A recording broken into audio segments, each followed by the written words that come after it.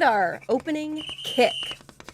Per Front Office Sports, California powerhouse High School Mater Dei has made history by agreeing to a 10-year media rights deal with Playfly Sports worth up to $1 million per year. This further professionalizing amateur sports and high school sports. And in order to talk about Mater Dei, we should go to our SoCal representative and bring on national recruiting analyst Greg Biggins to give us a little bit more detail about this. But Greg, I want to know, what does this mean for the athletes? You see a figure like $1 million. Is any of that getting down to them?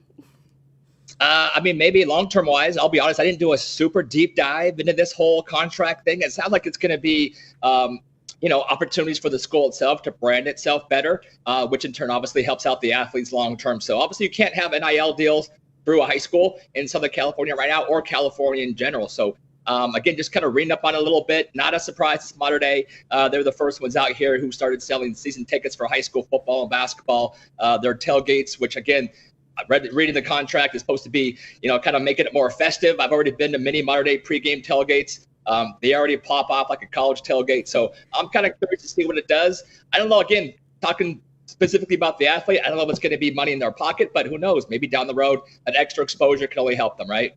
Yeah, to Greg's point, I think the extra exposure point for Mater Dei, who is a powerhouse nationally, not just there in California, but you think about them attracting some of the best student athletes from across the country, the teams that they play. We've seen in the past Bishop Gorman, IMG Academy, St. Thomas Aquinas. So the best of the best play at Mater Dei in California. If you're one of these guys, maybe you can't leverage that as a high school student athlete currently, but what that means in the future for a school that is certainly trying to attract eyeballs. We look at the grant of rights deal potentially on the table in the ACC. These guys at a younger stage of their career able to leverage their individual brand, I think it's only good for the student athlete.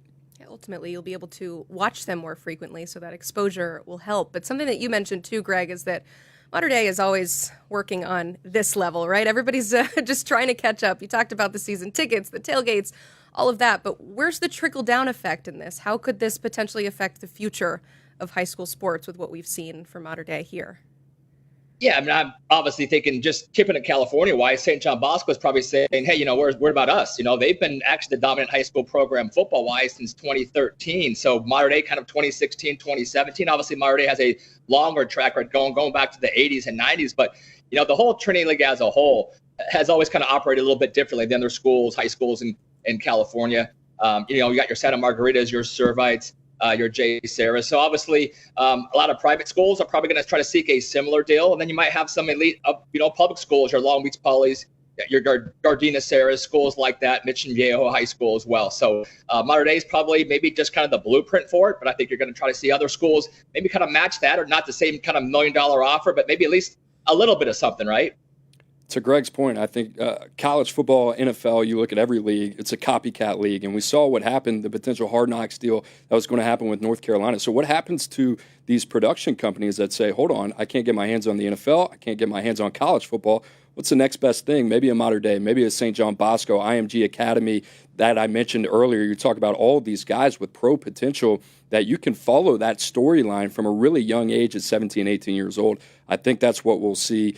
Mater Dei getting it started there in California, but I think we'll see this kind of branch out all over high school football. Yeah, and according to the initial report, Playfly Sports has already heard from other high schools across the country ever since they saw this. So this is probably the beginning of just a crazy road for high school sports, and more opportunities to see some of these athletes on display before you see them in college.